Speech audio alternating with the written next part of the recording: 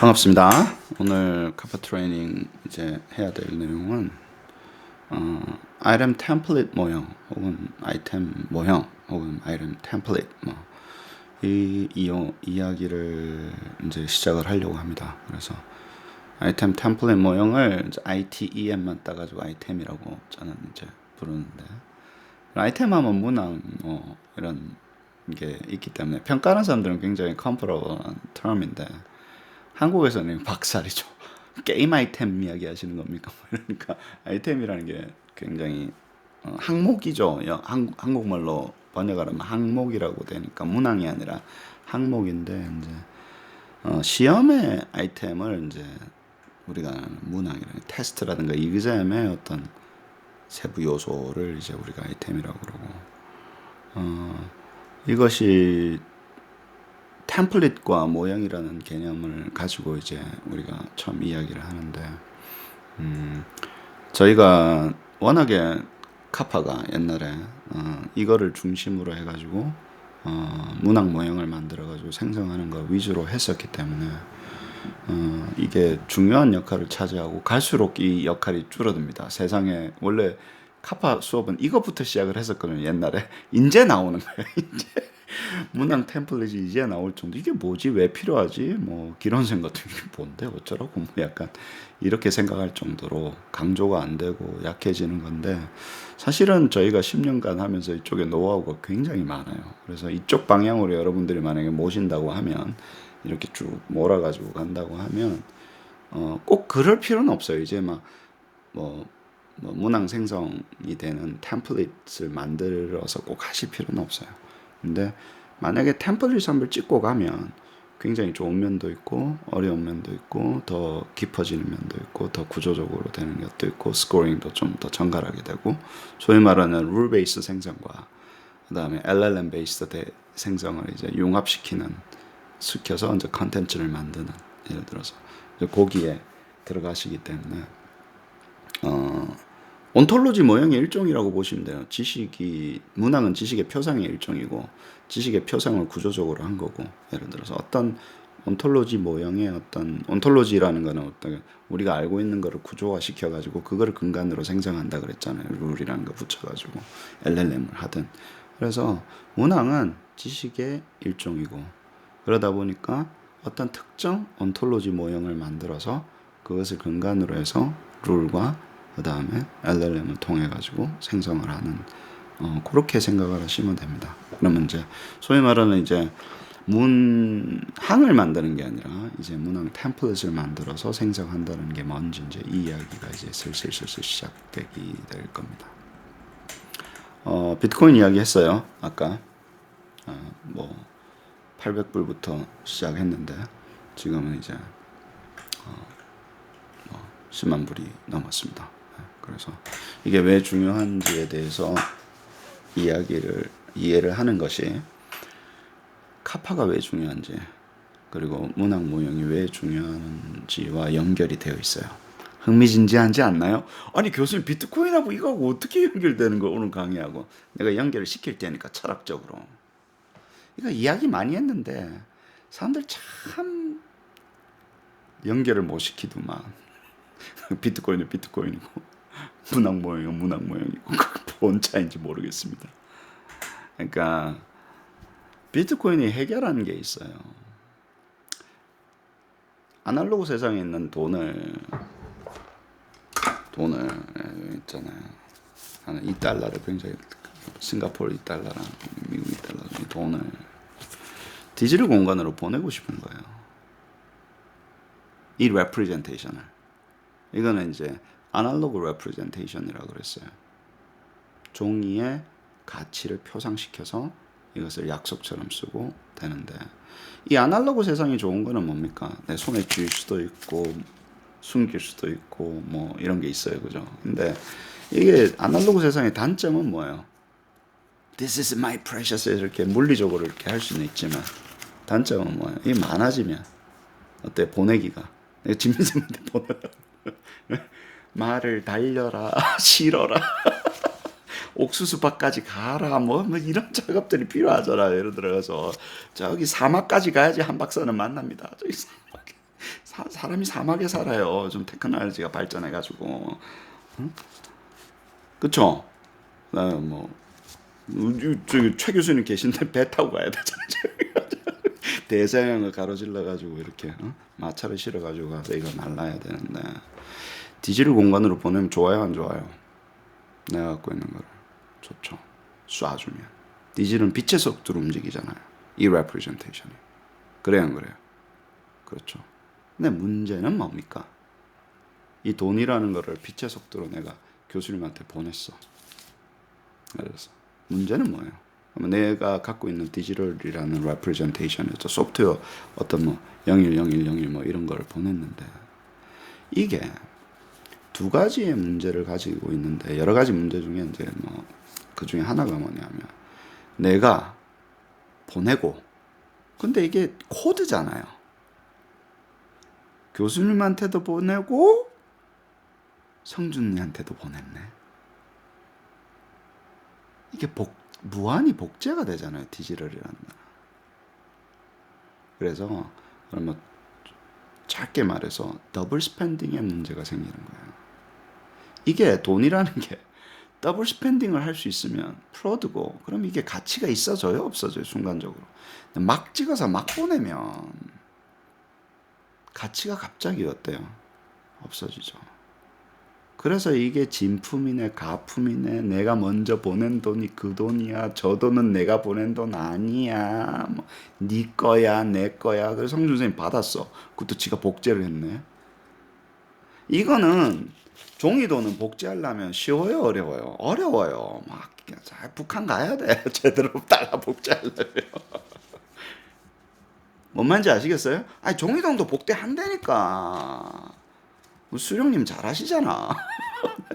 그리고 달러 복제 하이테크 날라집니다. 달러 복제 하이테크 날라지예요 그거. 국가 기밀 수준으로 다루는 거예요. 복제 잘하는 사람들은. 근데 디지털은 어때요? 그것도 힘들죠. 잡아내는데 그 꼭 있죠. 왜냐면 이득이 되니까 한다고 그거 달러 복제를. 얼마나 큰 시장인데. 그렇죠? 카운터페이트 만드는 거는 히스토리만. 근데 디지털이면 얼마나 힘들겠습니까? 그게 복제가 쉽고 복제 방지가. 디지털이 뭔가 존재하는데 이 더블 스펜딩을 방지를 하는 디지털 스케어시티라 그래요. 디지털은 스케어시티가 없잖아요. 이게 막 복제가 돼, 막 복사가 되니까. 근데 디지털 스케어시티를 유지하기가 너무너무 힘든 거예요, 이게. 스케어시티가 있어야 되는 거예요. 카파 토큰 여기 100억 개 있는데 뭐 여러분들 받으니까 오, 10,000개, 20,000개 받으니까 그냥 대충 받는 것 같죠. 대충 생각하지 마라 그러잖아 내가. 이 게임을 여러분 하고 있는 게임 여러분 앞에 있는 이 사람은 이 바닥에서 잔뼈가 구른 사람이에요. 산전수전 다 겪어봤다고. 해킹부터 시작해가지고 사기부터 시작해가지고. 그래서 비트코인이 왜 주냐면 이 디지털 스케어시티를 해결할 수 있는 테크놀로지인 거예요. 디지털 공간 속에서 유한한 것을 만들어내는 거예요. 지금까지 나오는 게 유일한 테크놀로지입니다. 가장 힘이 센 테크놀로지라고. 그리고 이게 제도도 됐고 시스테믹도 됐고 사회 전반적으로 파고들어서 이것만이 길이다라고 이야기해요. 왜 달러를 던지고 사람들이 비트코인을 산다는 행위가 뭡니까? 성준사 비트코인을 산다라는 행위가 뭐야? 내가 달러를 버리고 비트코인을 갖고 있다는 얘기예요. 달러를 버린다는 얘기야. 달러를 줘야지 비트코인을 사잖아. 그러면 내가 내 손에서 뭐야? 달러를 버리고 비트코인을 갖는다는 얘기예요. 내가 미국 주식을 팔고 한국 주식을 팔고 미국 주식을 산다는 얘기는 뭐야? 한국 주식 버린다는 얘기야. 내 손에서 떨군다는 얘기잖아. 근데 그렇게 많은 사람들이 뭐예요? 이 가격은 달러를 버리고 딴 돈은 다 쓰레기고 거의 달러를 버리고 비트코인을 손에 홀드하는 거예요. 왜 그럴까요? 달러는 스케어시티가 없기 때문에 그래요. 막 찍으면 되기 때문에 그래요. 막 찍으면 되기 때문에 그래요. 그래서 그게 바람이 계속 빠진다고. 달러를 갖고 있는데 달러 100달러가 가지고 있는 그 힘 있죠. economical power, purchasing power가 계속 빠지는 거야, 얘가. 근데 뭔가를 잡고 있어야지 안 빠질 거 아니야.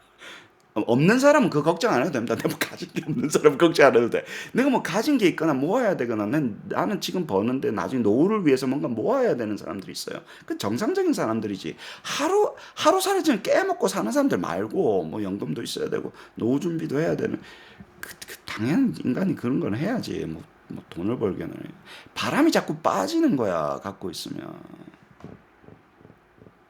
근데 디지털 공간에서 힘들었는데 빛의 속도로 움직이는 것도 되면서 뭐예요?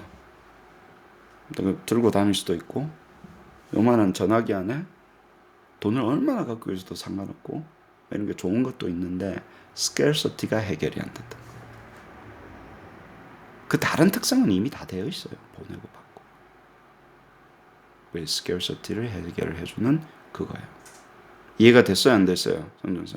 그래서 2100만 개, 한 개 비트코인은 그냥 한 개의 비트코인인 거예요. 2100만 개 중에 하나인 거예요. That's it. 더 이상 없어. 2100만 개 중에 하나예요.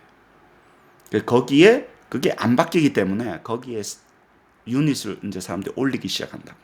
내 집은 비트코인 하나야. 이렇게 올리는 거예요. 이제 그렇게 하는 스탠다드로 갈 거라고. 왜냐면 달러는 계속해서 바람이 빠지니까. 룰러가 계속 바뀌는데 그거 어떻게 가치를 측정해. 룰러가 바뀌는데. 그죠? 그래서 이 부분에 대해서 해결을 한 거예요.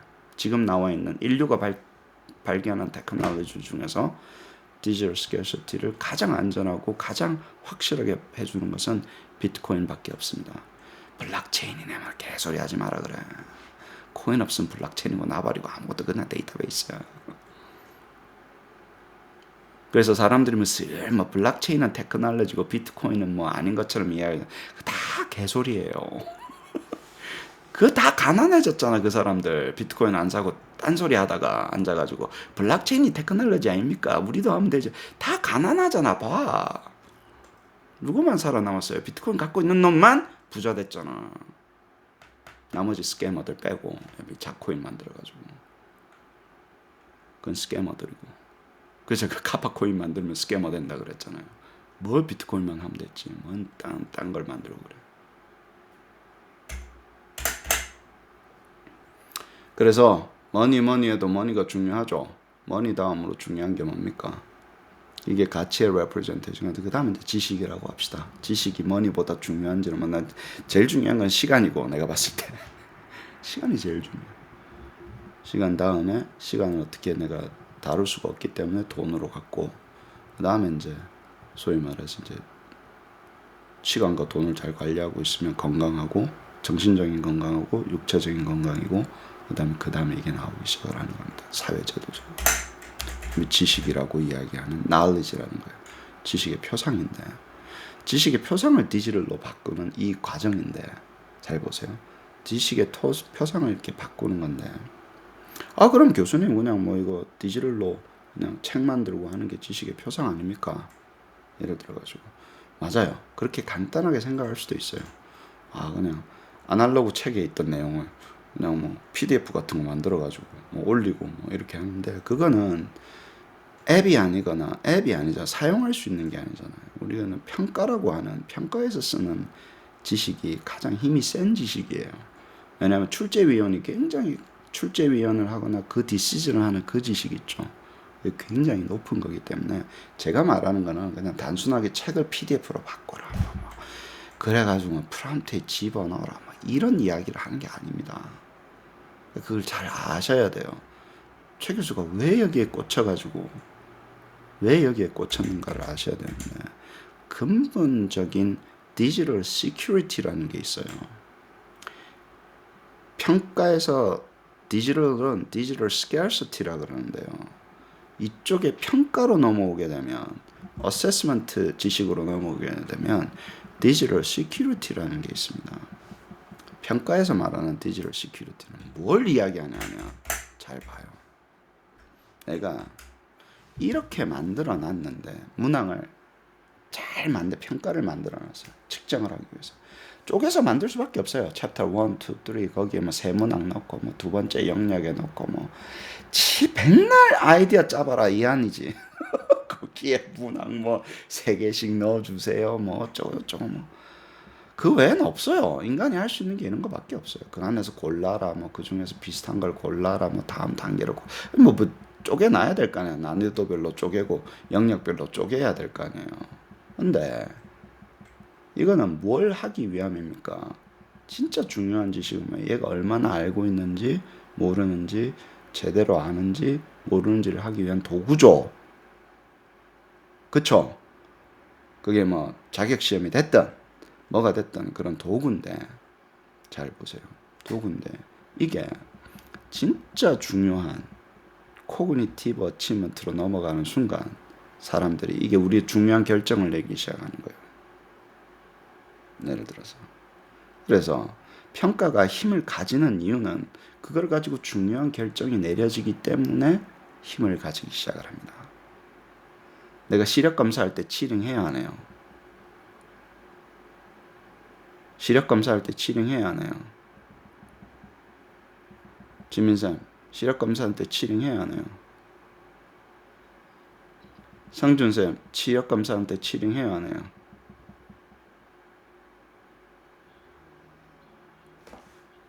안 하는 것 같지? 그치? 근데 너 이번에 시력 검사 떨어지면 죽어.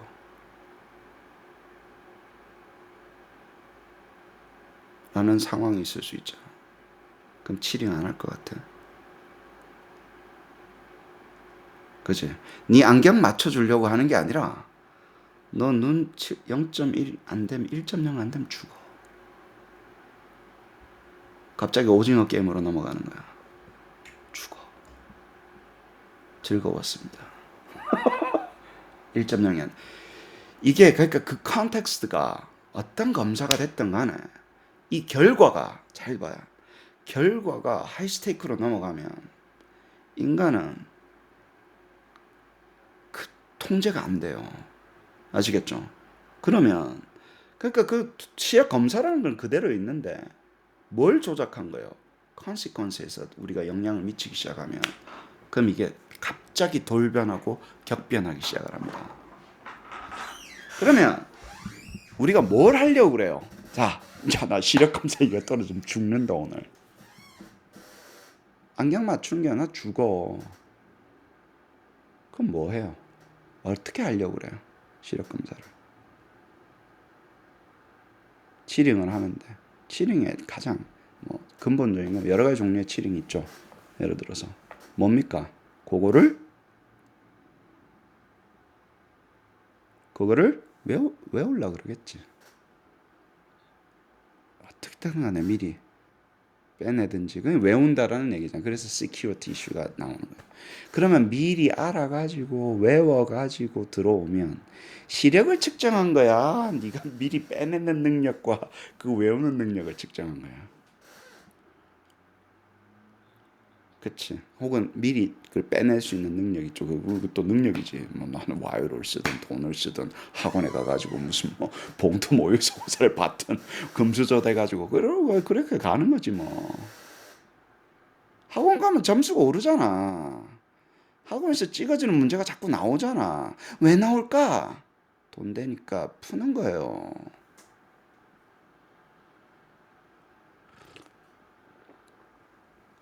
그래야 학원에 오니까. 그래야 돈을 쓰니까.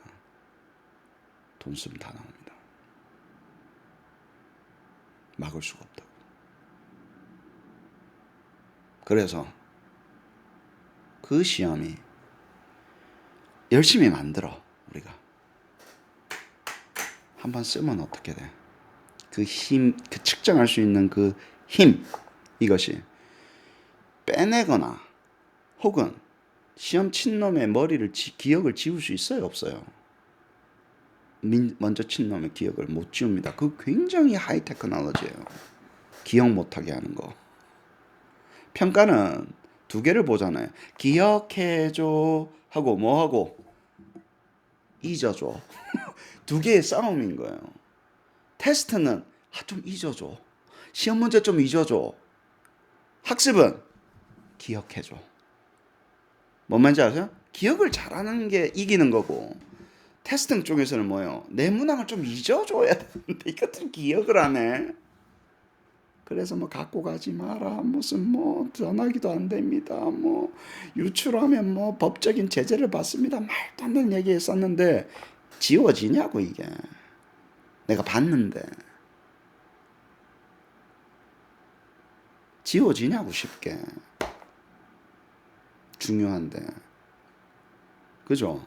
그래서 출제위원이 됐든 시험 이미 쳤던 놈이 됐든 이게 뭔가가 자꾸 재사용하면 계속 쓰면 아까 얘기했죠. 비트코인이라는 게 하나 썼는데 뭔가 사용을 했을 때 뭘 만들었잖아. 우리가 돈이라는 걸 레프리젠트를 만들었는데 얘가 더블 스펜딩이 되는 하나는 하나여야 되는데 힘이 빠져요 안 빠져요? 계속 쓰면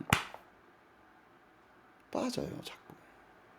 그래서 이걸 채워 넣는데 힘이 드는 거야. 좀 쓰고 나니까 많이 했네. 그럼 얘는 좀 더 익스포저가 많이 됐네, 많이 썼네, 적게 했네. 그러면 그것만 다시 채워 넣는 게 쉽지가 않아요. 안 그러면 처음부터 세트를 다 다시 만들고, 그래서 수능은 처음부터 다시 만드는 거예요. Every year. 왜? 재사용이 안 되기 때문에 그래요. 중요하면 중요할수록 재사용이 안 되는 거예요, 이게.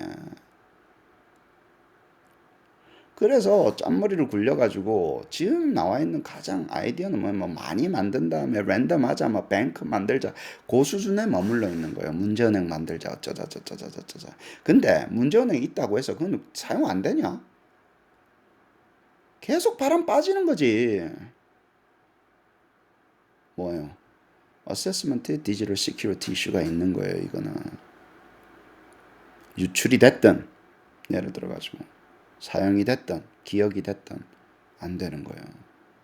그래서 이 부분은 룰러가 계속 바뀐다는 얘기라는 거예요. 그걸 난이도로 잡든 뭐 상관없이 익스포저 컨트롤 하든 장난 그렇게 뭐그뭔 대단한 거라고 뭐 많이 나오면 좀 없애고 뭐 그래 봤자 결국에는 뭐예요.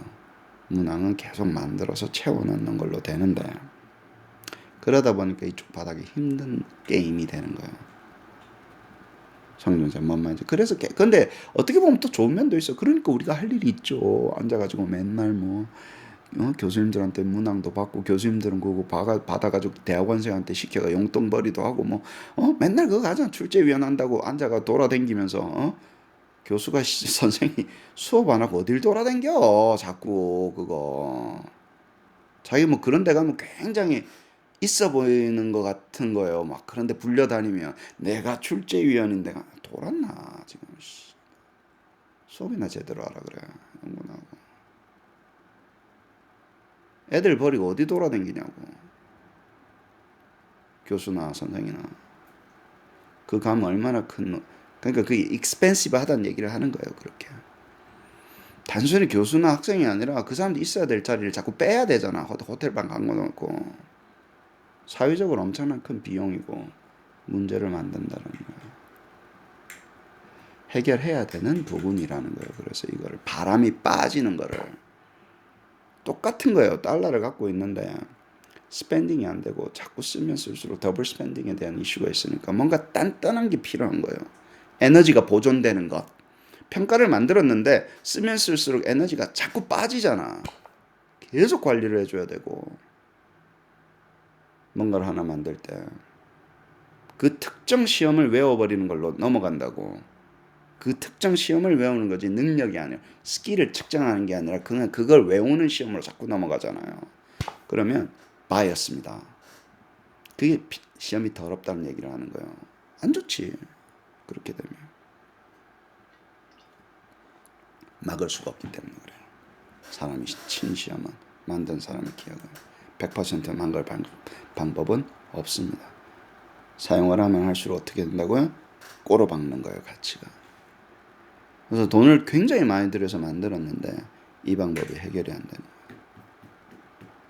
뭔가 뭐 형상을 하든 뭐 맞춤을 하든 뭐 눈 맞춤을 하든 뭘 하든 간에 그래서 그러면 야 내가 뭔가 딱 왁구를 짜가지고 시험은 몇 퍼센트 이걸 만들어야 되는데 어떻게 만들까 해서 어널러지가 여러 가지 어널러지가 있습니다. 성준아. 붕어빵 좋아하냐? 그치. 말도 이쁘게 하는 거 봐. 없어서 뭐 저렇게 나와. 창의력도 좋아. 대답하는 점. 좋아합니다가 아니라 없어서 그런 게 고급지다. 너는 진짜. 그래. 없어서 못 먹지. 오징어 게임할 때 이거 나오죠. 이거 파는 거죠. 틀이라는 게 있어요.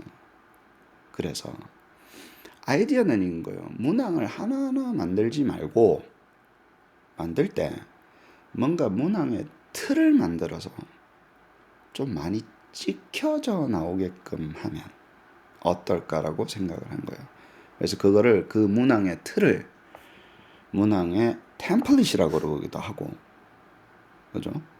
네, 문항 단위로 이루어지니까 시험의 템플릿은 문항의 템플릿으로 이루어져 있고, 문항의 템플릿으로 잘 만들어 놓으면 그 문항의 템플릿에서 찍으면 되지 않을까. 찍는 게 똑같은 형태는 가지고 있지만 구조는 가지고 있지만 약간 다르게끔 나오게끔, 다르게 나오게끔. 그래서 그런 아이디어들이 굉장히 많이 나오고 틀 만드는 거 있죠. 그래서 이게 근데 이제 틀을 만들 때 그리고 그거를 이제 그렇게 만들어서 문항을 만들자고 하는 작은 테크놀로지 오토매틱 아이템 제너레이션이라고 이야기를 해요. 근데 이게 뭐냐면 이 틀을 어떻게 만들 건가에 대한 이게 생 노가다였던 거야. 이게 매뉴얼리 만들어.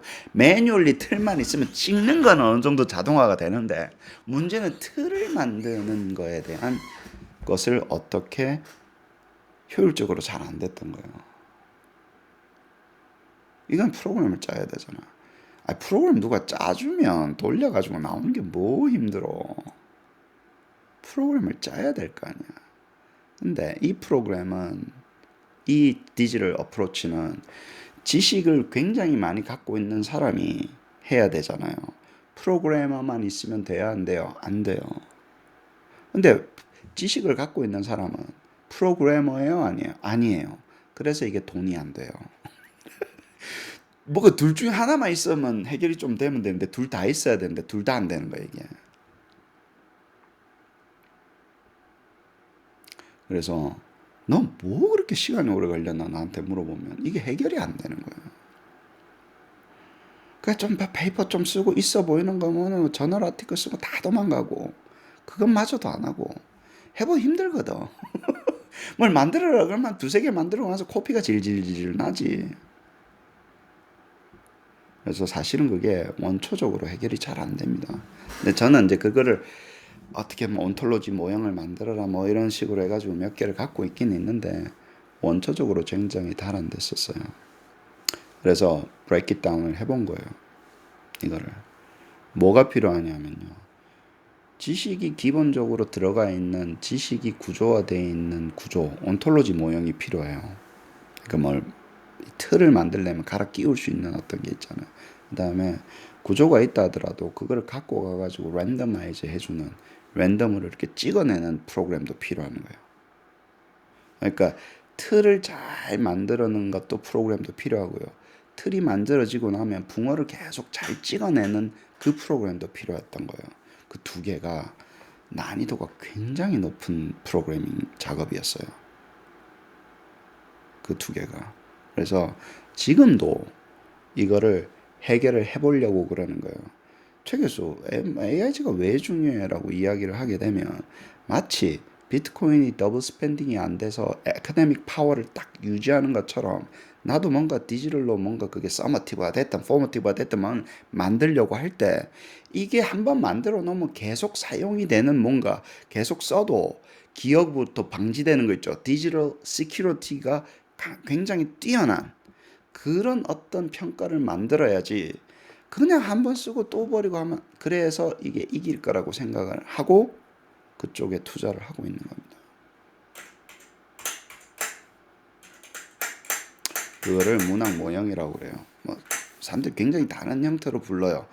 문항 폼이라고도 부르고 프레임이라고도 부르고 쉘이라고도 부르고 뭐 모형 뭐 스키마, 블루프린트, 문항 템플릿 뭐 굉장히 많이 부르는데 제가 주로 부르는 것은 아이템 템플릿 혹은 아이템 모형이라고 불러요. 근데 이건 뭐 하기 위함이라고?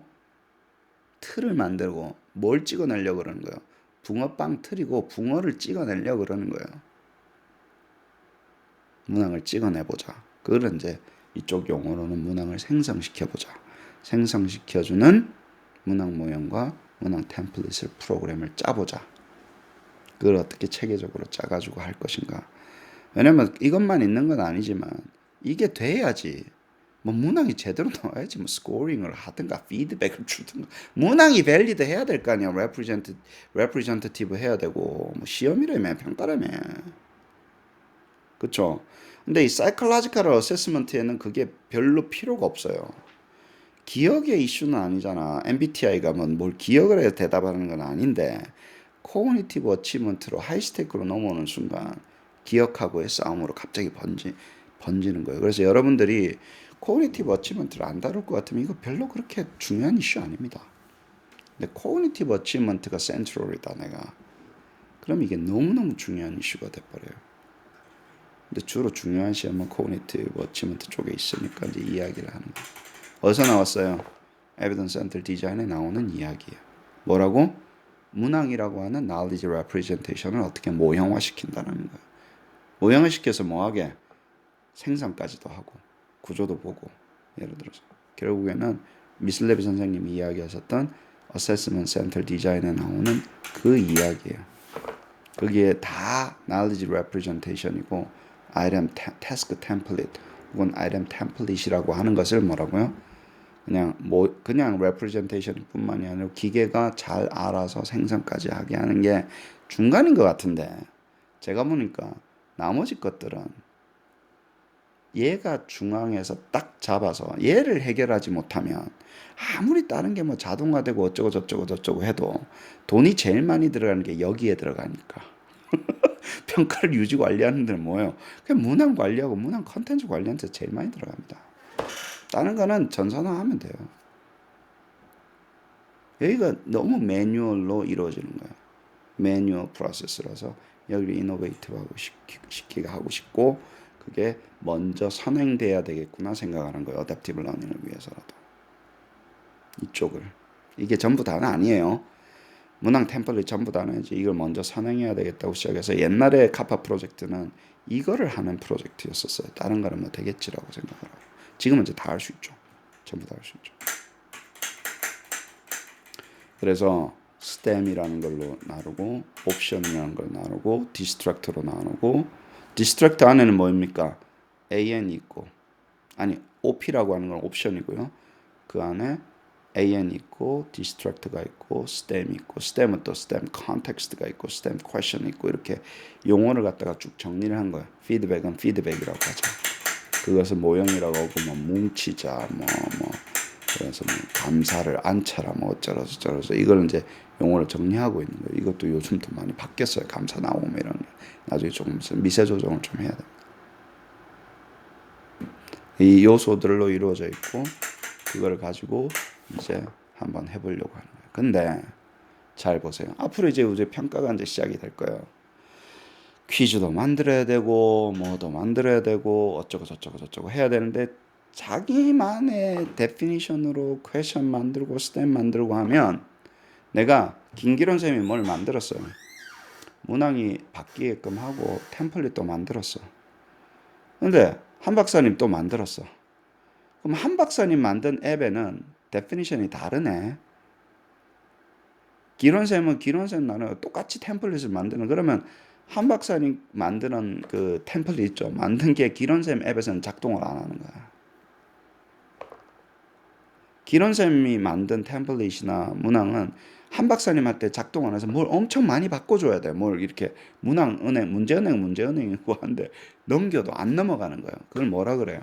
interoperability라고 그럽니다. 우리한테는 뭐가 재산이에요? 뭐가 이쪽에서는 뭐가 진짜 중요해요? 문항 배터리, 그 아이템 뱅크가 진짜 중요한데 이제 요쪽에 와가지고 그게 호환이 안 되니까 지 마음대로 하고 싶은 대로 해놓고 거기서는 도는데 어떻게 된다고요? 딴 데 안 도는 거야. 그럼 그거를 다른 데서 돌게 하려면 또 공력 또 들어가는 거야. 자꾸 건드리고. 그러면 힘이 빠져요, 안 빠져요? 힘이 빠져요. 그래서 여기 이제 뭐 진민쌤도 도와줬지만 핵심적으로 김성현 교수님이 우리가 하면 우리 이렇게 약속하고 씁시다. 그래서 앞으로 카파가 만드는 다양한 어세스먼트 이그젬플들은 뭔가 하나의 규약으로 부르고 이 앱이 됐든 저 앱이 됐든 뭔가 배터리만 갈아 끼우면 일단 되게끔 그렇게 스탠다드를 만들어 줘야지. 템플릿 만드는 거 안 그래도 힘들어 죽겠는데 그 템플릿의 정의마저도 취하고 싶은 대로 해놓고 막 이러면 너무 힘들어서 지금 그 작업을 하고 있는 중간인데 이제 평가가 시작이 돼야 되니까 퀴즈 메이커도 만들고 뭐든 이제 만들어야 될 거 아니에요. 이제 해봐야 될 거 아니에요. 이제 한 박사님도 이제 회사 가서 뭐 좀 그럴싸한 거 이제 좀 지금 당장 회사에서 쓰는 것도 좀 해야 되고 최 교수님도 마찬가지고 이제 평가 프로젝트 안 치면 이제 있는 문항들 정리해가지고 딱딱 나오게끔 해야 되면 나도 도와주려면 그 케바케로는 못 도와줍니다. 그러니까 우리가 중간에 뭔가 규약을 잡기 시작을 한 거예요. 그게 이 친구가 됩니다. 이그젬플 보여드렸으니까 이거는 이그젬플이니까 여기 이그젬플로만 사용을 하시고 아시겠죠? 그래서 이 문항은 첫 번째 왼쪽에 있는 거는 나중에 하시고 모든 문제는 두 개의 컬럼으로 이루어지게끔 지금 구성을 했어요. 그래서 지금 봅시다. 간단하게 보면 돼요. ST는 스템을 이야기하는 거고 스템은 1 더하기 2라고 물어보고 N은 답을 이야기하는 거예요. AN은 답이 2고 DI는 뭐예요? 디스트랙트를 이야기하는 거예요. answer와 디스트랙트를 합치면 옵션이 돼요. 멀티플 초이스에서 초이스가 돼요. 그럼 2, 3, 4, 5, 6이 나오겠죠. DR은 디스트랙터 리즈닝인데 이게 왜 디스트랙터가 이게 왜 나왔는지에 대한 설명이라든가 되고 피드백은 정답에 대한 설명 같은 정도라고 보시면 돼요. 그러면 없으면 없는 대로 있으면 있는 대로. 지금은 뭐만 고민하시면 돼요. 아, 요 구조를 가지고 있구나. 질문과 답. 그 다음에 멀티플 초이스 일단 나오게 할 거니까 이런 구조로 갖고 있구나. set이라는 걸로 정의하고 여기는 number가 뭐냐면 number of option이에요. 이게 5개로 되어 있구나. 이게 4개가 되면 뭐야? 사지선다가 되는 거야. 일단 여기로 하고 넘어가죠. 그러면 내 문제은행 있죠? 문제은행이 있을 거 아니에요. 문제은행 데이터베이스를 사실은 컨버트를 이런 식으로 해줘야 돼요. 그래서 이거는 뭐 5개면 하나 되니까 요 한 문항 한 문항을 요런 식으로 컨버트를 해줘야 돼요. 카파가 이제 앞으로 최소한 근데 꼭 이렇게만 써야 돼요? 아니요. 근데 이제 네가 다 알아서 해야 돼. 내가 이제 주는 거는 여기에 맞춰서 줄 거니까 나머지는 네가 알아서 해라. 저는 이렇게 배터리가 있을 때 일을 하게끔 되는 예제로 만들어서 주려고 그러는 거예요. 정의가 이렇게 되어 있을 때 뭔 말인지 아시겠죠? 그러면 내가 다른 형태로 되어 있으면 정의를 이렇게 하면 되는 거예요. 또 GPT 시키면 잘합니다. 내가 던져주고 여기 이그젬플을 이렇게 맞춰줘 하면 그것도 잘 해줘요. 어려워요? 어렵지 않아요? 그렇게 어렵지 않습니다. 그렇게 어렵지 않아요. 아시겠죠? 그러면 이제 아이템 테스트 0는 뭐예요? 지금 테스트하고 있는 중간에 0는 뭐예요? 이게 템플릿도 아니고 그냥 일반 문항인 거예요. 그냥 각각 문항을 쪼개가지고 6개 문항이 이렇게 쪼개져 있죠. 그죠? 여기는 뭡니까? 두 번째부터 7번째까지 로우로 전부 다 문항이 있어. 그래서 이 인덱스 같은 거를 처음에 이제 쓴 거예요. 여기 않고 뭐 안 써도 되는데 일단 썼습니다. 질문 여기까지. 오늘 도대체 시간 몇 시간을 쓰는 거지? 모르겠다. 가봅시다. 끝내야 되니까. 이렇게 해서 아이템 템플릿이라는 게 정의가 돼요. 그 다음에 이거는 좀 읽어보세요. 뭐 어쩌고 이건 사실은 이걸 정확하게 한 건 아닌데 읽어보시고 일러스트레이션 하면서 진행을 합시다. 오케이? 테스트 0 하고 올리고 들어가고 import 텍스트에서 올리고 GPT 키 넣고 보면 처음에 아무것도 없는데 set GSID 그럼 여기에 아까 했던 그 구글 시트의 아이디를 가져오면 어느 곳에 있어. 그죠? 그다음에 S name은 뭐냐면 시트 네임인데 뭐 탭 네임이라고 이야기해도 되고 우리 요거 봤을 때 여기 있죠. 요거 이름 있죠. 이 속에 탭이 여러 개 있잖아. 그 중에 탭의 이름이 S name은 시트 네임인데 아이템 테스트 0라고 하는 거를 집어넣은 거예요. 이건 바뀔 수 있죠. 탭 2가 될 수도 있고 탭 3가 될 수도 있으니까. 그래 놓고 요걸 보세요. 그래 놓고 두 개가 정의됐기 때문에 그 GSID와 그 탭 네임에 있는 A1 셀을 ADD라 address라고 하는 것으로 가져온 거예요. 그러면 GS 함수를 써가지고 거기 가가지고 첫 번째 셀에 있는 것을 A1 셀에 있는 그 탭의 A1 셀에 있는 것을 ADD라고 해서 정의를 한다고 하면 뭔 일이 일어나냐면 여기에 A1은 2, 3, 4, 5, 6, 7이라는 거 있죠. 그러면 여기 이거는 뭐냐면 꼭 이렇게 할 필요는 없지만 내가 네 문항 뭐 쓸 건데 여기 저장해놨는데 어떤 문항 불러올 거야. 그럼 2번부터 7번까지 내가 불러와서 쓸 거야가 돼요. 그럼 여기는 2, 7, 3, 4 요거였으면 요 그대로든 2부터 7이 어디에 저장돼요? ADD에 저장되는 거예요. 애드레스에 저장되는 거예요. 그래서 내가 멀티 스테이지를 만들 때는 뭐예요? ADD1 그럼 몇 번부터 몇 번까지를 가져서 첫 번째 스테이지 할 거야. ADD2는 두 번째 스테이지는 뭐 이런 거 할 거야. 혹은 다 정해 놓고 나는 다음번 스테이지에서 무슨 배터리를 불러올 거야는 애드레스로 이렇게 통제를 하시면 됩니다. 아시겠죠? 그래서 여기가 다시 한번 더 이야기할게요. 어디에 있어? 어느 시트야? 어느 시트에 무슨 탭이야? 다 우리 규약으로 정해놓고 그 다음에 그거를 뭐 불러와서 쓸래? 지금은 하나의 세트만 있으면 되니까 그래서 불러와서 쓰기 시작합니다. GS에서 그럼 뭘 하냐면 그 GSID에서 여기서 뭐라 그랬어요? ADD 뭐라 그랬어요? 첫 번째 거를 불러옵니다. ADD1은 무엇을 이야기할까요? 여기서 이렇게 되면 여기서 불러오면 2라는 거를 이야기하겠죠. 그렇죠? 그래서 2라는 거를 불러와 가지고 A 칼럼 있죠? A 칼럼에서 하나를 불러오면 뭐가 불러와지나요? 얘가 그냥 하나 불러와집니다. 얘가 똑같잖아요. 전부 다 똑같잖아. 그러니까 넘버 옵션이 5구나. NO가 5구나 해서 얘가 실행돼서 NO5가 실행이 됩니다.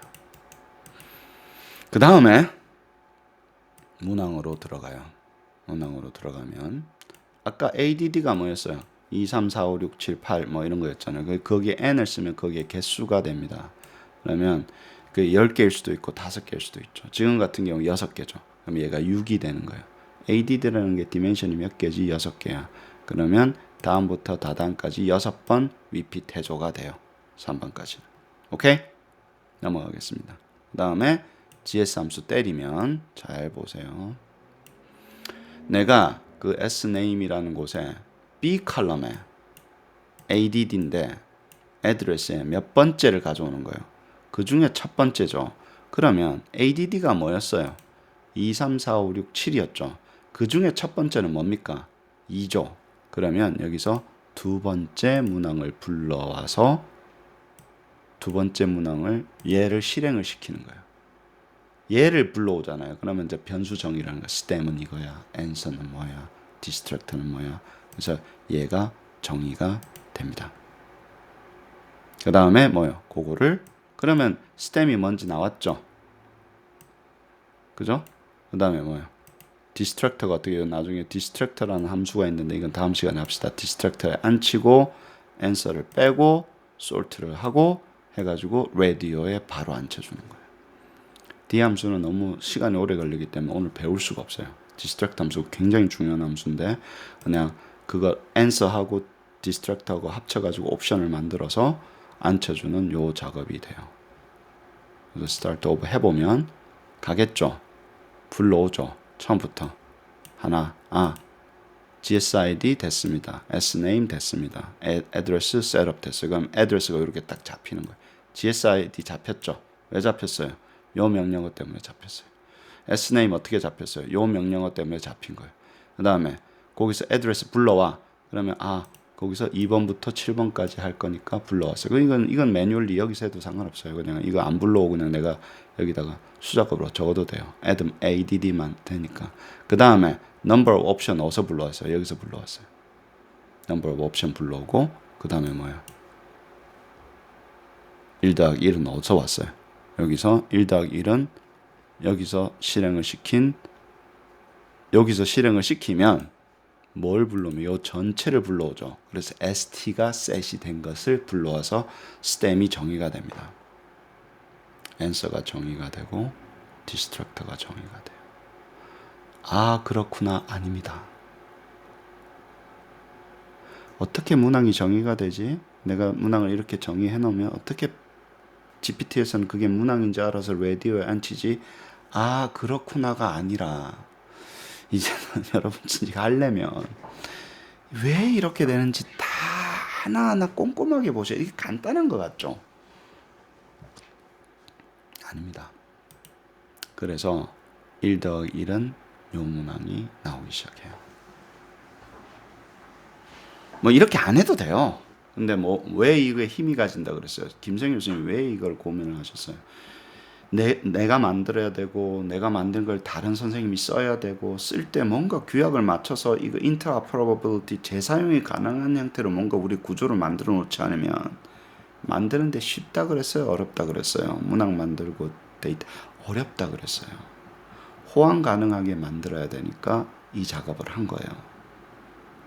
일단 나랑 김성일 교수님, 진민쌤이 코어가 안 돼. 뭘 아무렇게나 만들어 놓고 나도 내 마음대로 만들어 놓으니까 안 찾아지지가 않는 거예요. 문항 들어가가지고 문항이 어떻게 정의가 되는가에 따라서 프로그램이 막 바뀌는 거야. 나도 힘들고 저 사람들도 힘들고 여러분들도 똑같은 어려움을 겪게 될 겁니다. 그래서 억지로 이 스탠더드 따라서 만들자라는. 그래서 답을 하면 리핏이 됐죠. 여기 나온 거잖아요. 텀 5잖아 지금. 그러면 돌아가겠죠. 그럼 뭐가 나올 것 같아요? 뭐가 바뀌어요? 여기가 R이 바뀌죠. 그러면 여기가 R sub I가 2로 바뀌죠. 여기 1이었다가 얘가 2로 바뀌면 뭐가 나와야 돼요? ADD2가 뭐예요? ADD2가 뭐예요? 여기서 ADD가 이거였잖아. ADD2는 뭐로 바뀌는 거예요? 여기 정의가 돼 있네. ADD의 두 번. 그럼 세 번째 로우에 있는 친구를 불러오고 있죠. 세 번째 로우에 있는 게 뭡니까? 여기서 세 번째가 요 문항이네. 그럼 1 곱하기 2가 나와야 되네. 논리적으로 해봅시다. 1 곱하기 2가 나오네. 두 번째 게 나와. 약간 문제은행처럼 이제 쓸 준비가 된 거예요. 꼭 이렇게 해야 돼요? 아니에요. 하는 이유는 협업하려고. 앞으로 계속 이런 걸 찍어내듯이 만들어야 되니까. 이 룰을 사용하는 사람이 많으면 많을수록 힘이 세지겠죠. 그래서 나중에 이게 스탠다드 비스무리하게 갈 겁니다. 룰은 이걸 온톨로지컬 커미트먼트라 그래요. 이렇게 하기로 약속하고 하자. 꼭 이렇게 할 필요는 없죠. 근데 이게 뭔가 부족하면 업그레이드를 해야 돼요. 그래서 6문항이 쭉 나옵니다. 수학도 마찬가지고 뭐 이런 것도 마찬가지고. 이게 맞네 틀렸네가 문제가 아니고 그죠? 이렇게 해서 문항이 나옵니다. 문항에 나온 걸 스코링을 하고 어쩌고 저쩌고 뭐 그래서 뭐 어디로 가고 뭐 점프를 해라는 다음번 문제고 그 가기 전에 문항을 어떻게 정의할 건데 이제 양이 많아진다 그랬죠. 이게 지금 6개만 해도 이런데 이게 쭉 많아질 거잖아요. 우리가 굉장히 노력을 많이 들여서 만든 문항이잖아요. 그죠? 그러면 데이터베이스처럼 이제 관리할 때가 된 거예요. 재산이라 그랬습니다. 근데 이거는 뭐예요?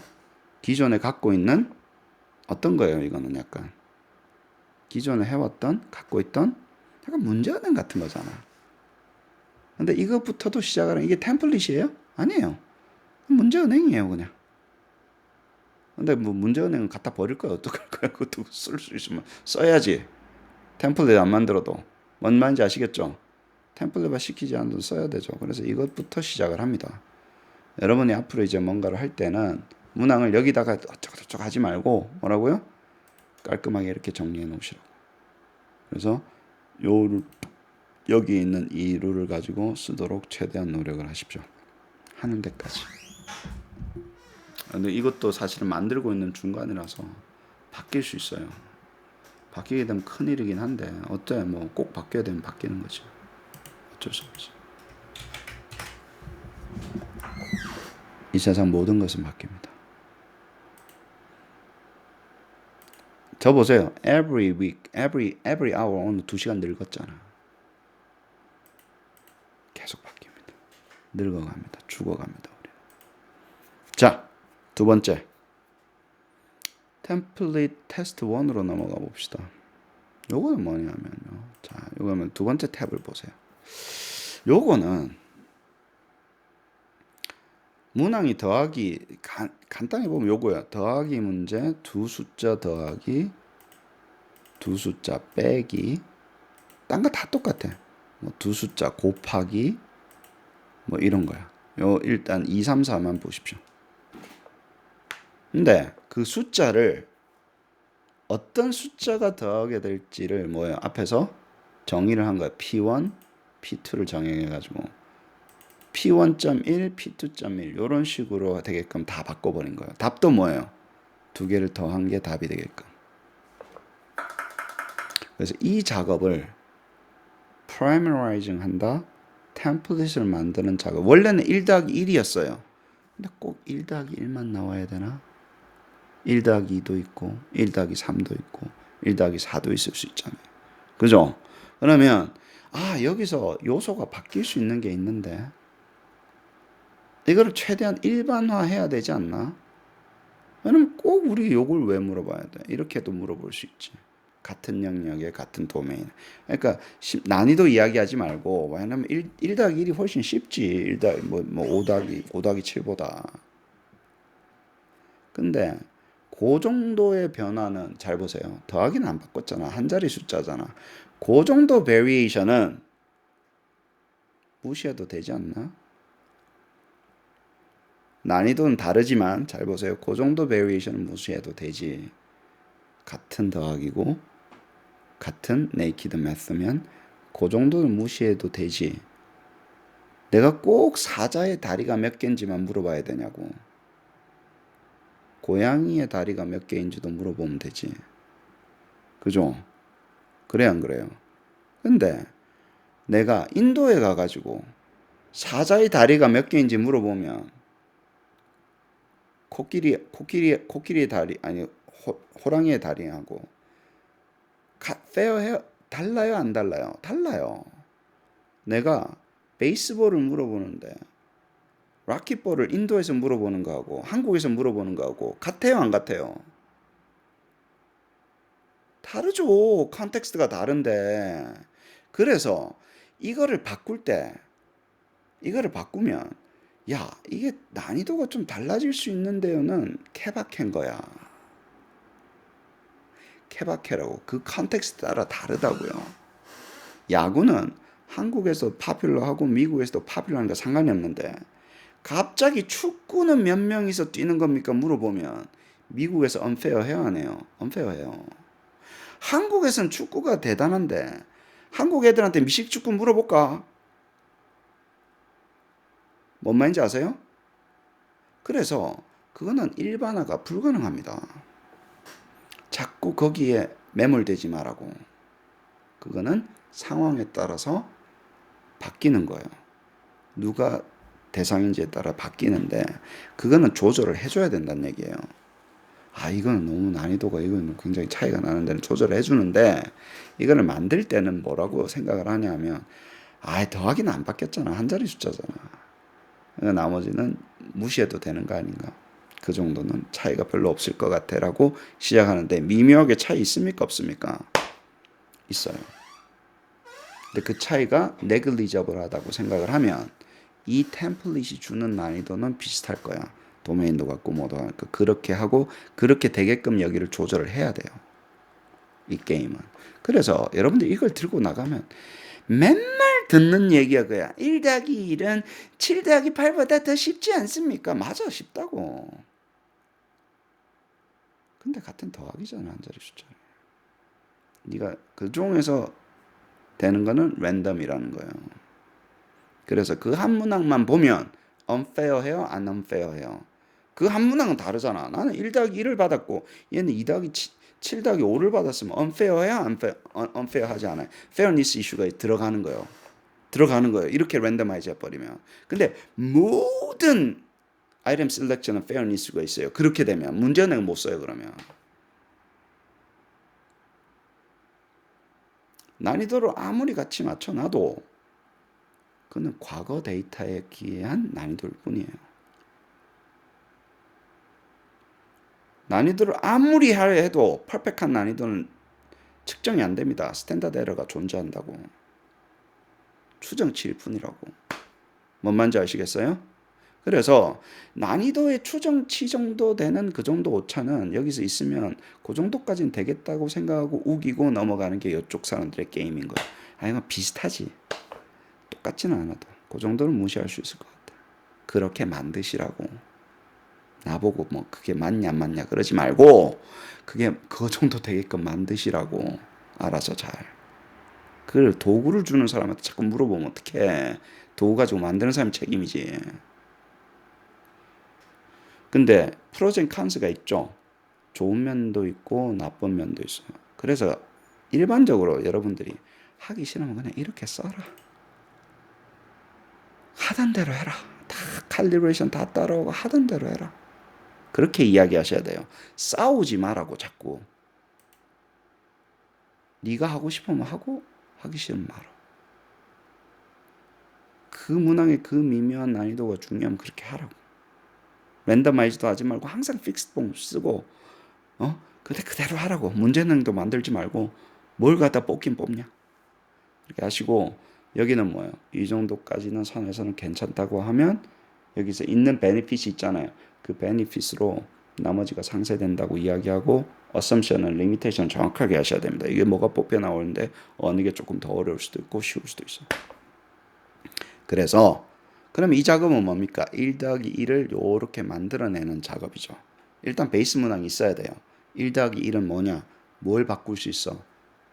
숫자를 바꿀 수 있는. 그럼 P1과 P2로 하고 그것들을 가지고 셔플을 시켜서 랜덤화이즈 시켜서 가자.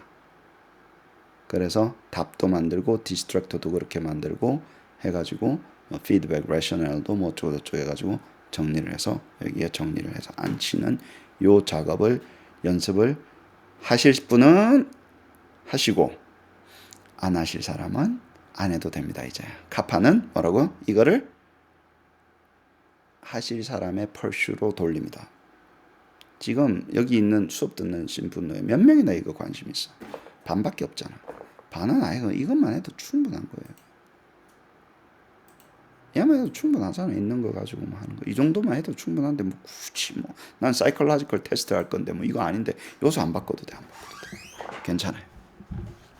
아시겠죠? 그래서 이게 센터가 아닙니다. 이제 카파에는 문항 생성의 센터가 아니기 때문에 그냥 이렇게 하고 넘어갑니다.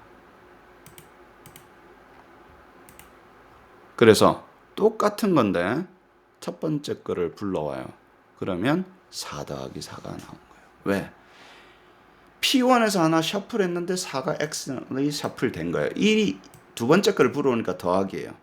4 더하기 4인데 4가 되고 두 번째 또 accidentally 4가 돼서 답이 8이 되고 distractor 리스트가 쭉 오는데 그 중에 뽑아서 5개만 해가지고 앉혀주는 거예요. 그 중에 답은 반드시 들어있게끔 해서 8이라는 게 반드시 들어있게끔 디스트랙터 셋업한 거예요. 나머지는 랜덤으로 다른 오퍼레이션을 한 거. 좋아요, 안 좋아요? 좋아요. 이건 4 빼기 4가 나왔네. 그죠? 왜 그러냐면 내가 요거를 그 변수를 셋업하는 부분 있죠. 변수를 셋업하는 앞쪽으로 뺐어요. repeat 바깥으로 빼놨어. 빼놓으니까 어때요? 4, 4는 픽스가 되는 거예요. 근데 그걸 가지고 빼기를 물어보게 되는 거예요. 44가 픽스가 되겠죠. 내가 앞으로 뺐잖아. 예를 들어서. 그러니까 16이 나오지. 요걸 안으로 집어넣으면 어떻게 돼요? 이 하는 거를 안으로 집어넣으면 할 때마다 예를 들어 가지고 변수가 셔플이 다르게 되겠죠. 해봅시다. 지금 여러분 지금 일부러 이렇게 해놓은 거예요.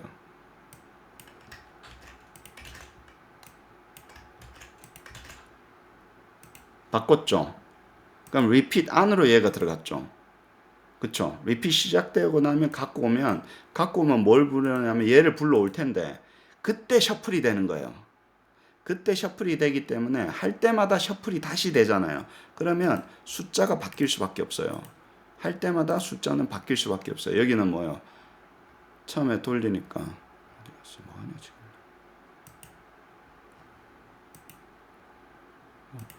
지금 잘못된 아, 54가 됐죠. 그럼 54의 곱하기가 잠시만요.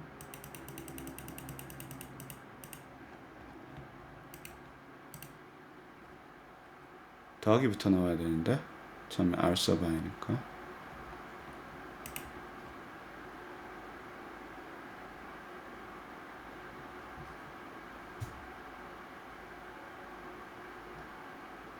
오 곱하기 7이 나는데 이거 지금 뭔가 좀 잘못되고 있는 것 같아.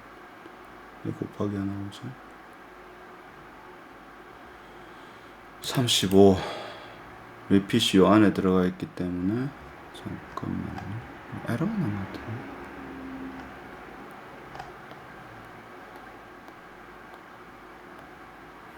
뭘 잘못했지? 리핏 죄송합니다. 이렇게 하면 얘를 바꿔서 요거까지가 한 바퀴 이렇게 돌아야지. 죄송합니다. 그렇죠. 그럼 1 더하기 5가 나왔죠. 여기서부터 여기까지가 돌아가니까 6이죠. 두 번째는 뭐예요? 셔플을 그 숫자를 셔플이라는 거를 다시 했기 때문에 빼기는 나오지만 뭐예요? 숫자가 바뀌게 되겠죠. 근데 이거는 이제 1 더부터 10까지 1 더하기 10 뭐가 나올지 모르는 거예요. 그걸 어떻게 조절했냐? 여기를 잘 보시면 여기서 그 중에 첫 번째라 그랬잖아요. 셔플 먼저 하고 첫 번째라 그랬잖아요. 그래서 repeat 안에서 셔플이 되기 때문에 요 숫자가 1부터 10까지는 뭐가 나올지 모르는 거죠. 이해가 되세요?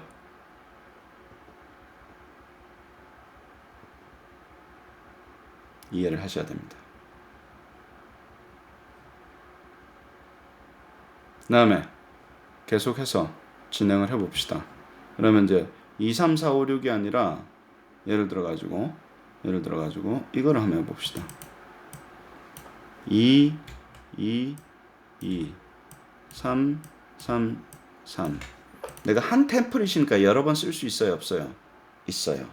한 템플릿이니까 여러 번 쓸 수 있는 거예요, 이제. 그러니까 두 번째 템플릿을 반복해서 물어볼 수 있어요. 이렇게 바꿨기 때문에 다시 해봅시다. 템플릿화 시켜놨잖아. 그러니까 여러 개 문제원을 갖다가 일반화 시켜서 하나로 때려 넣기 때문에 그럼 여러 번 쓰면 돼. 2, 2니까 논리적으로 뭐가 나와야 돼요? 더하기 나오고 또 뭐 나와야 돼요? 2, 2를 불렀으니까 더하기가 또 나와야 되죠. 그죠? 여기 보세요. 2, 2, 2라고 했잖아. 그럼 두 번째가 나와야 되니까. 그러면 더하기가 어떤 식으로 나올까? 더하기를 2를 불렀고 2를 불러서 여기 애도 2를 나왔는데 얘가 다시 들어왔죠. 그럼 셔플을 그때 또 하는 거예요. 그래서 더하기인데 숫자가 바뀌어요. 같은 더하기인데. 아시겠죠? 근데 바꾸다 보면 이게 단점은 뭐냐면 accidentally 같게 나올 확률이 존재해야 안 해요? 존재해요. 바꾼 곳에서 첫 번째라 그랬는데 또 섞었는데 섞어찌게 하다 보면 어떻게 잘 안 섞일 수도 있는 거잖아요. 섞다 보면 원래도 돌아올 수도 있는 거잖아요. 뭔 말인지 아시겠어요? 그래서 논리적으로 이제 생각을 해야 되는 거예요. 아, 이렇게 하면 섞어 했는데 같은 걸로 돌아올 수도 있네. 그래요, 안 그래요? 그렇죠. 그래서 이렇게 쓰게 되면 이게 아주 많아지면 확률은 줄지만 여러 번 쓰게 되면 같은 문항이 나올 확률이 생깁니다. 그걸 알고 계시라고. 완전히 유니크한 게 나왔으면 좋겠는데 그게 나올 수밖에 없는 그 구조를 가지고 있어요. 어쩔 수 없습니다. 아시겠죠? 어쩔 수 없어요. 그래서 교수님 뭐가 있으면 좋을 것 같아요? 그래도 좀 이렇게 유니크하게 나오면 개런티가 되면 좋을까요? 안 좋을까요? 유니크한 게.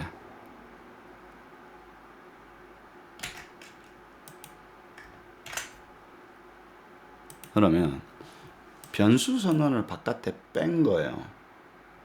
변수가 선언되는 거 있죠. P1, P2는 바깥에 빼고 일단 한 번만 섞고 그 섞은 것을 바깥에 빼고 돌리는데 잘 보세요. 이제 머리를 잘 쓰셔야 됩니다.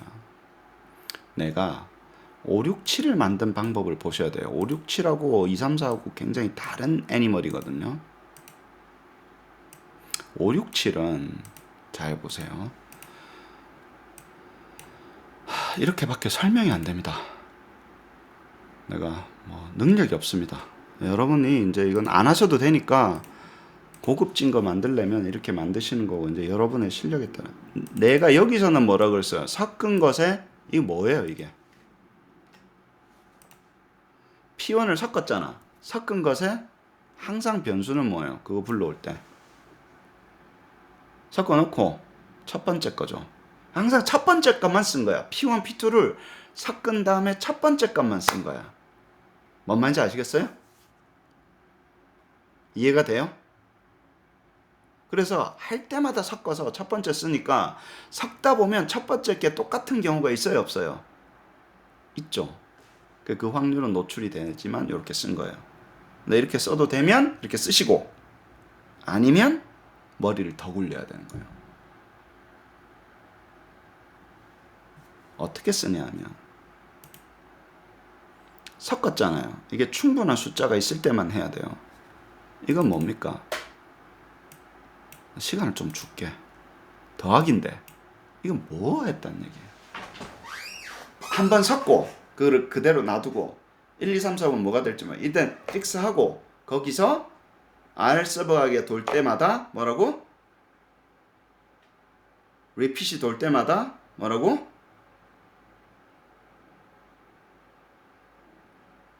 그러니까 디클라라 수업을 다시 해야 된다니까. 이거를 디클라라 할 때 그냥 그랬구나. 꺽쇠구나. 기초 안 되면 영원히 안 가면 돼 이거. 김기론 쌤, 얘를 먼저 섞고 논리적으로 봅시다. 여기서 한번 섞었잖아. 바깥에서 섞고 그거는 섞인 거는 이제 픽스가 되는 거야. 1, 2, 3, 4 섞고 그 중에서 뭐예요? 뭐란 거예요? 리핏 안에서는 뭐예요?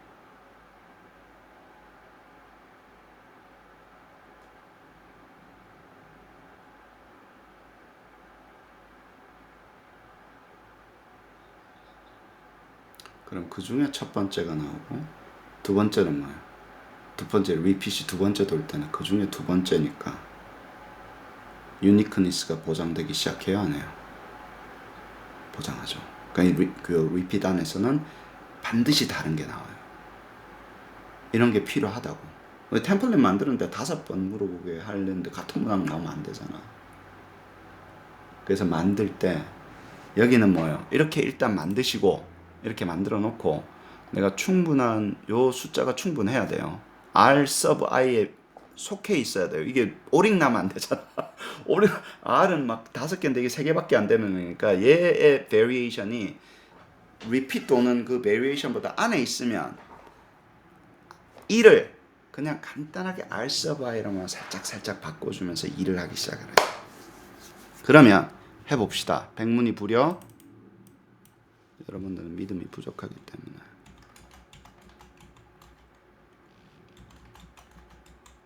뭐 이런 거 하면 되겠죠. 그럼 뭐예요? 여기서는 5를 5번 부르고 6을 5번 불러요. 그쵸? 그래가지고 한번 문항을 만드는 거예요. 똑같은 거 다 놔주고 했으니까. 그러면 5를 처음에 5번 불렀으니까 더하기가 나오죠. 더하기가 나와야 돼요. 그쵸? 근데 더하기가 나올 때 여기는 뭐예요? 한 번 정한 것에 잘 보세요. 왜 9 더하기 3이 나왔냐면 얘를 섞었는데 9가 제일 먼저 나오고 3이 전번 나왔던 거예요. 근데 요거를 하면 뭐가 나올지 모르지만 일단 9는 절대 안 나고 3은 절대 안 나와요. 더하기지만. 그러면서 이제 유니크니스가 어느 정도 되는 거예요. 보장이 되는 거예요. 알사 바이를 잘 쓰면. 아시겠죠? 근데 어떻게 쓸 거냐는 이제 여러분한테 달렸어요. 어떻게 템플릿을 만들 거냐. 제가 드리는 이그젬플들은 주로 이 상황에서 있는 거고 딱 바뀌는 거예요. 얘를 안에 넣을 거냐 바깥에 뺄 거냐. 안에 넣을 거냐 바깥에 뺄 거냐만 결정을 해가지고 저는 진행을 할 겁니다. 그래서 요거 두 개는 본인들이 알아서 하셔야 되는 거예요. 유니크하게 할래? 그럼 템플릿 잘 만들어서 안에 넣고 바깥에 빼고. 아니야, 그냥 뭐 유니크한 게 나와도 그냥 하려면 얘는 할 때마다 섞으면 돼요. 할 때마다 섞으면 같은 게 나올 수도 있지. 아시겠죠? 할 때마다 섞는 게 만드는 거 쉬워요. 같은 게 나와도 괜찮으면 이렇게 쓰시고, 고급지게 쓰시려면 템플릿 만들어서 이렇게 쓰시면 됩니다.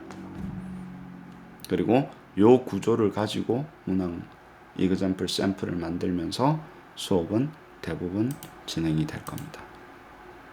그게 아이템 템플릿 모형이라고 하는 건데, 옛날엔 이걸 주구장창 이것만 수업을 거의 했다고 해도 과언이 아닐 정도로 했는데 지금은 꼭 필요하지도 않는 경우가 있으니까 요거는 요 정도만 하고 넘어갈 겁니다.